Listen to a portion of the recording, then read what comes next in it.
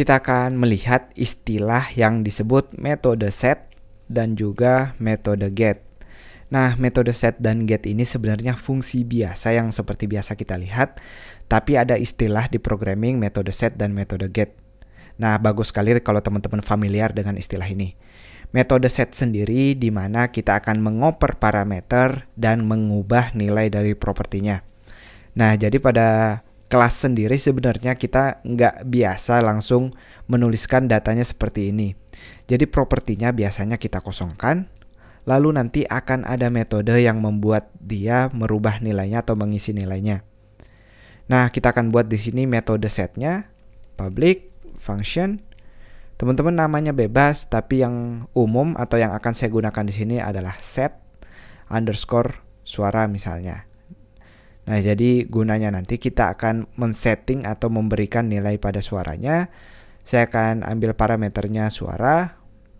Dan sekarang nilai isinya hanya mengubah dis suara. Ingat kalau kita menggunakan kata dis berarti kita mengacu ke properti yang di atas. Lalu sama dengan suara seperti ini. Nah, tapi suara yang di sebelah kanan ini adalah parameternya. Jadi kalau nama parameternya suara 1, kita akan menulis suara 1 seperti ini. Itu dia.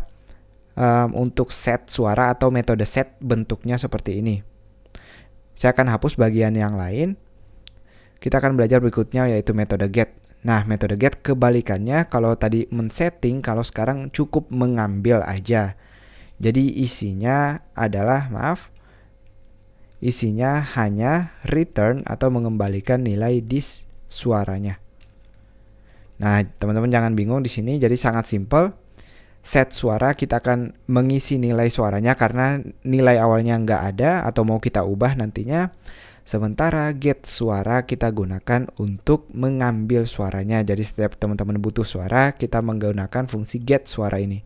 Sekali lagi, get dan set di sini hanya nama. Teman-teman bebas ngasih namanya apa, tapi dengan menggunakan prefix set dan get ini kita akan tahu, oh, set itu untuk men-setting, get untuk mengambil.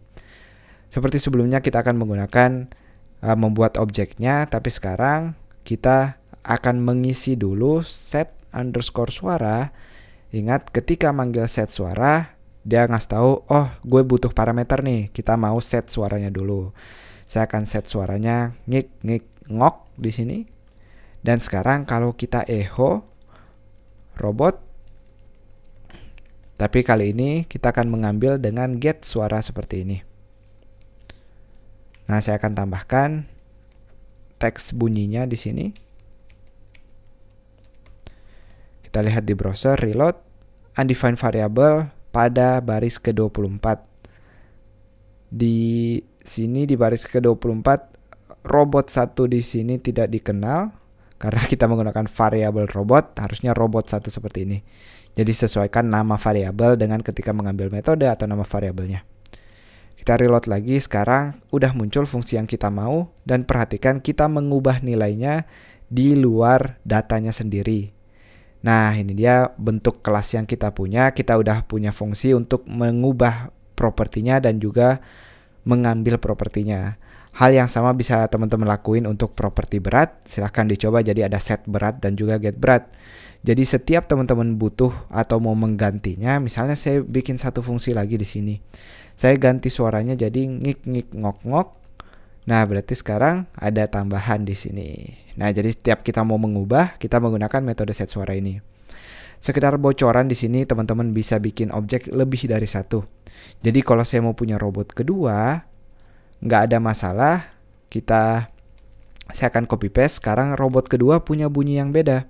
Robot kedua bunyinya titut titut. Dan kita akan mengambil robot kedua sekarang. Jadi kita punya dua bunyi yang berbeda. Yang pertama robot 1 ngik ngok, dan yang kedua robot kedua.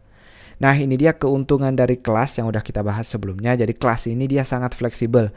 Dia kayak blueprintnya aja, tapi objeknya sendiri nanti bebas yang nentuin nilai-nilainya atau yang mau manggil metode-metodenya. Jadi dengan satu kelas seperti ini cukup mendeklarasikan satu kali kita udah bisa punya satu objek atau dua objek dan lebih yang berbeda.